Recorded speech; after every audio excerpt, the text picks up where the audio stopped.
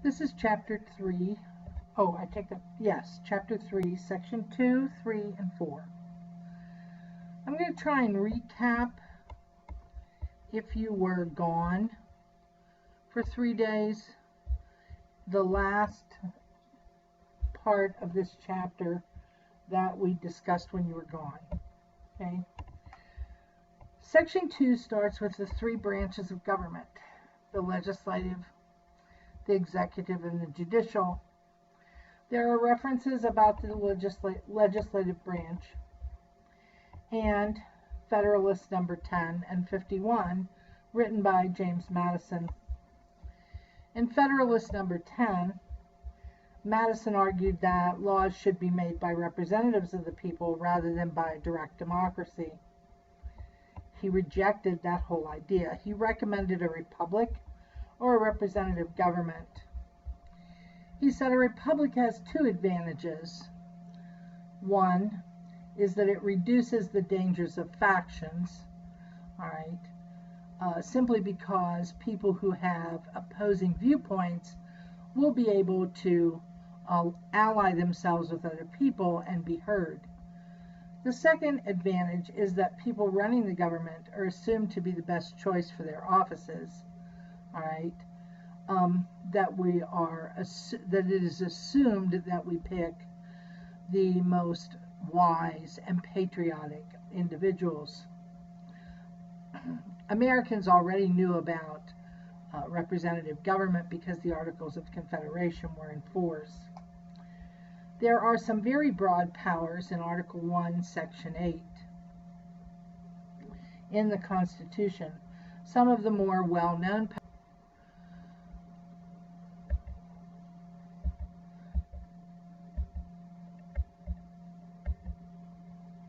Also, before I mention the powers, the legislature is bicameral. It is not a unicameral legislature, which was not advisable according to the founders.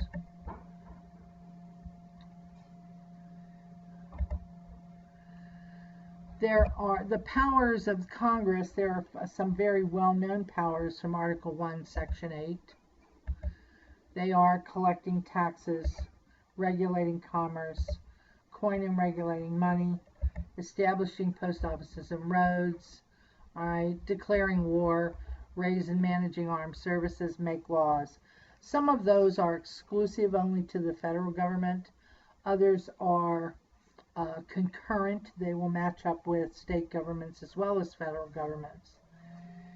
Article 1, Section 8, Clause 18 is the necessary and proper clause that Congress uses to carry out the duties of the foregoing express powers, typically the ones that you see here that are the most common. As far as the House and the Senate are concerned, the House represents the entire population. The Senate senators speak for each individual state. 2 chambers, there they are, the House and the Senate. You can also see what the requirements are, the term of office, and the reason why it's set up the way it is. The House being by population, the Senate being by state. The Senate is more of an aristocratic body initially because the senators were chosen by the state legislatures and not by direct election. They weren't chosen by the voters until 1913, when Amendment 17 was ratified.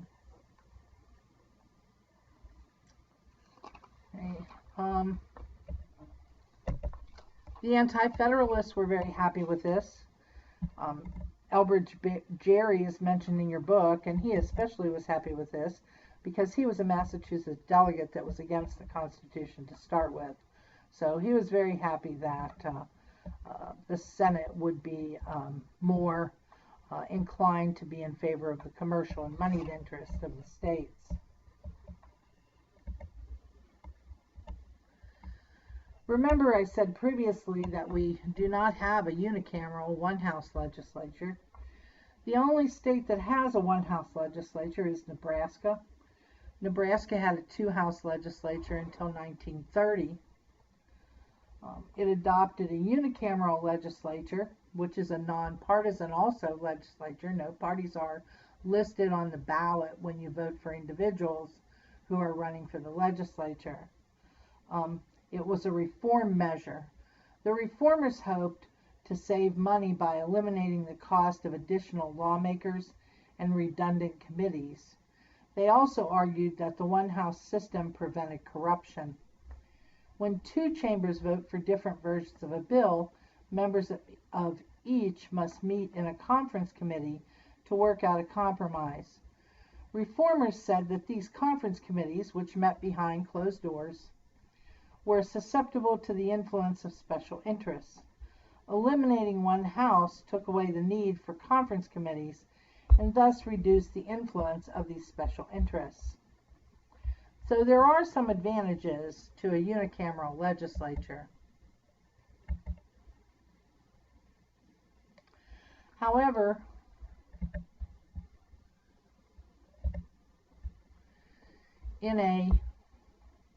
there are some disadvantages of a unicameral legislature.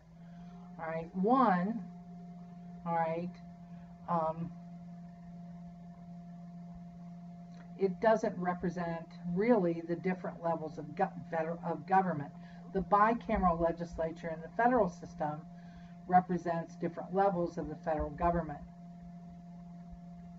Okay. You have individual people being represented in the House of Representatives based on the one person, one vote standard, and the state being represented by the Senate.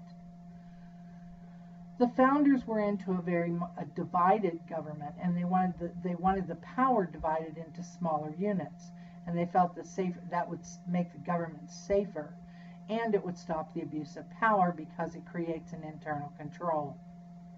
They also wanted to slow down decision making because they felt fast decision making, rapid decision making is a response to emotions and passions, and public opinion changes too quickly. I'm so tired of doing this.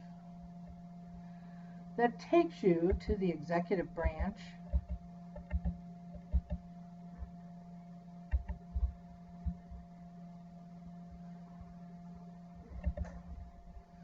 And you can see that there was a concern over, remember, tyrannical power. Okay? So they had to ask themselves the question, should the executive be more than one person? Should the executive be able to seek re-election as many times as that person wanted? Should the executive be elected directly by the people or indirectly by the legislature? Well, they didn't want it. There were those. Edmund Randolph wanted more than one person. He wanted the country divided up into regions, and you would have an executive for each individual region. Well, that didn't go. All right. Then, all right, they wanted the executive. Alexander Hamilton thought that the president should be appointed for life or elected for life, and that didn't go. All right. And then the other option was to have Congress choose the president. Well, then the president would be under the power of Congress, and that didn't go. So what we ended up with is a president that's not chosen completely by popular vote, but chosen by an electoral college. Numbers of the electoral college are based on the number of representatives you have in your state plus 2 senators. The president holds a maximum of 2 4-year terms, or a total of 10 years. How we get the 10 years is that if the sitting president dies or resigns before he serves 2 years, then the vice president moves into the presidential spot and can only run for 1 term himself. If the sitting president sits for 2 years or longer, then the vice president moves in if the president dies or resigns and can run for 2 terms himself. Okay. Remember that the 2-term limit was put into effect with the 22nd Amendment in 1951 after Roosevelt ignored the unwritten tradition of a 2-term limit.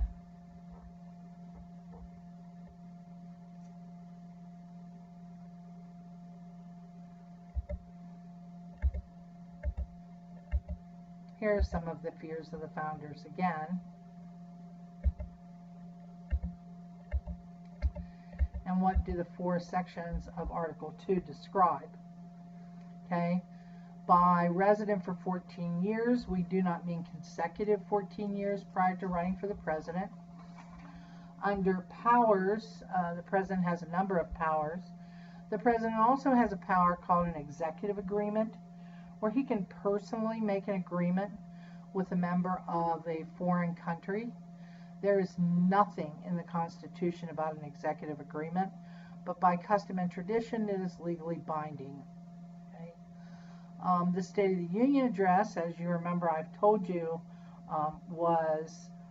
it is constitutional. It says, quote, shall from time to time give to Congress information of the State of the Union, unquote. Washington delivered the message as a speech to both houses of Congress. Jefferson launched the practice of sending written reports.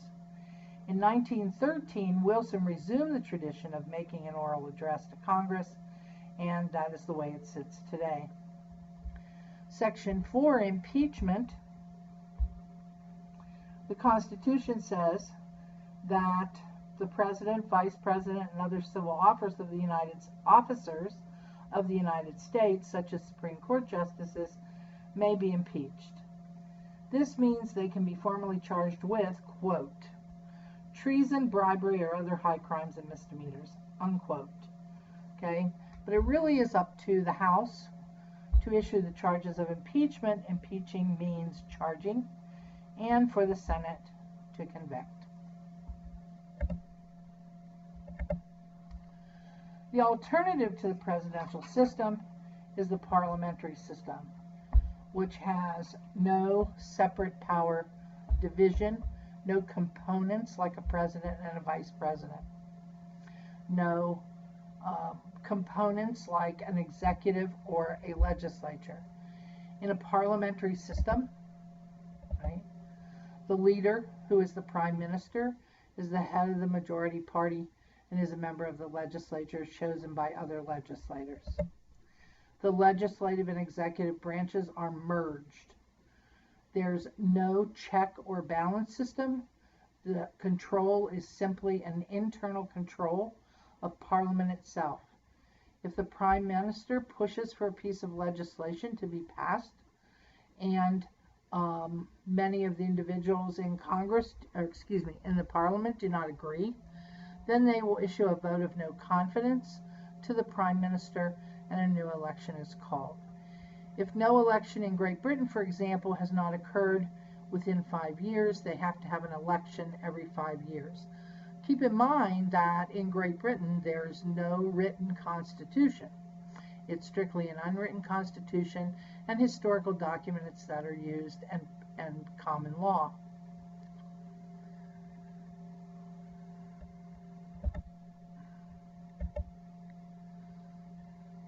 And there's an example on the parliamentary system. The judicial branch is set up as the branch that interprets the laws. Okay? There must be a case or controversy questioning that relates directly to the U.S. Constitution. All right? All members of the federal judiciary are appointed.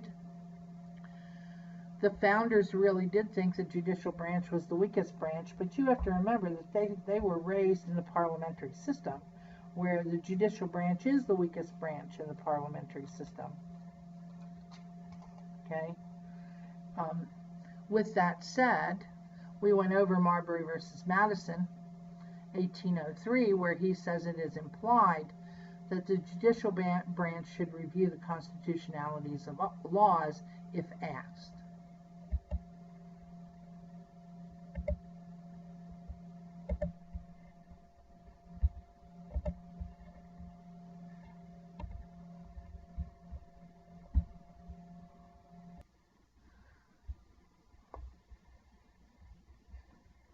It's also in the Constitution that the courts shall be set up by Congress under Article 3.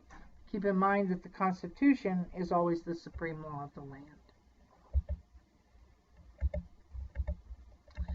Two types of jurisdiction. One is original jurisdiction, the other is appellate, and the jurisdiction for federal courts and the Supreme Courts are pretty well outlined in Article 3.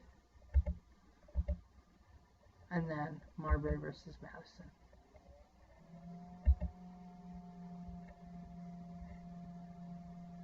Section 3 deals with the separation of powers and checks and balances. Okay. Remember that the Constitution sets up the separation of powers and checks and balances as a safeguard against an abuse of power.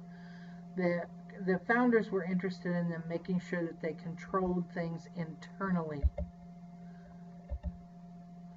There are references in your book to Federalist 51 and Federalist 10 again. Madison's response to the Anti-Federalists as to the way representative government is set up. This chart in your PowerPoint is incomplete. You need to look at the one in your textbook, all right, at the beginning of Section 3.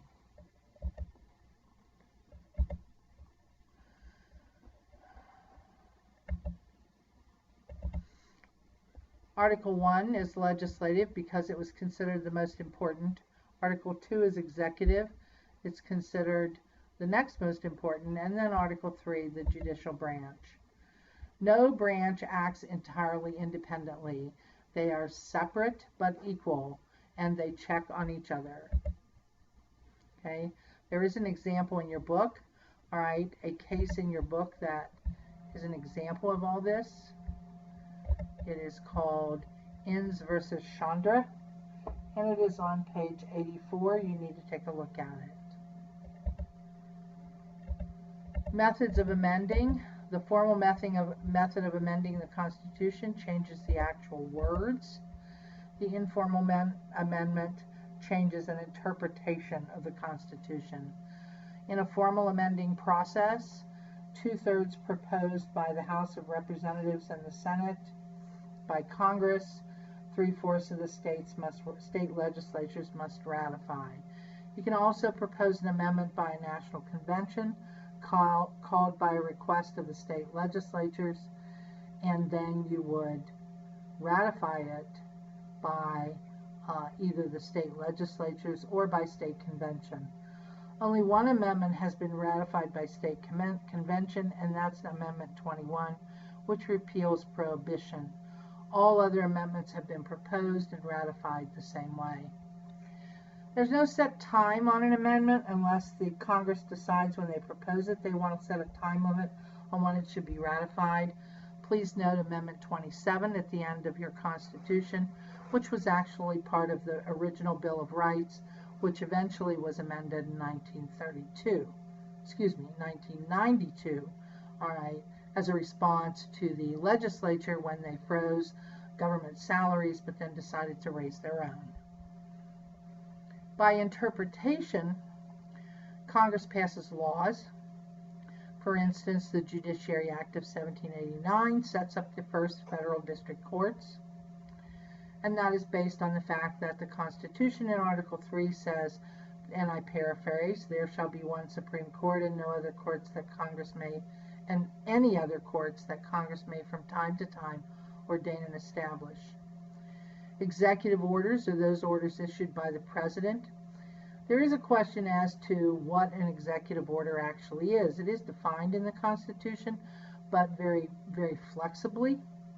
Is it only supposed to implement laws that are already passed, or is it a way for the President to make a change without Congress, without the legislature? Court decisions. Marbury versus Madison sets up the whole concept of judicial review. That phrase never appears in Article 3. It is implied. And by custom and political parties. There's nothing in the Constitution about how you should elect the president. There's nothing in there about how you should elect the representatives. Primary systems, caucuses, methods of voting, all of that is set up at the federal and state level. Even in your own state, there are 3 different ways in which we vote in the state of Ohio. When you vote, the Constitution for federal elections says that Congress shall, quote, set the time, place, and manner of elections, unquote. They have set by law the first Tuesday after the first Monday in November. States usually vote at the same time because it's cheaper, because the Secretary of State actually handles the whole election process in each individual state. Do they have to vote at the same time as the federal? No. It's just different ways in which we interpret the Constitution.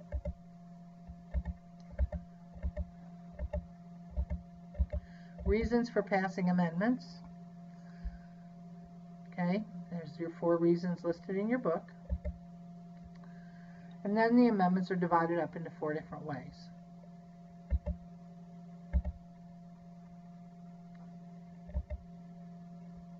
There's the process for amending the Constitution.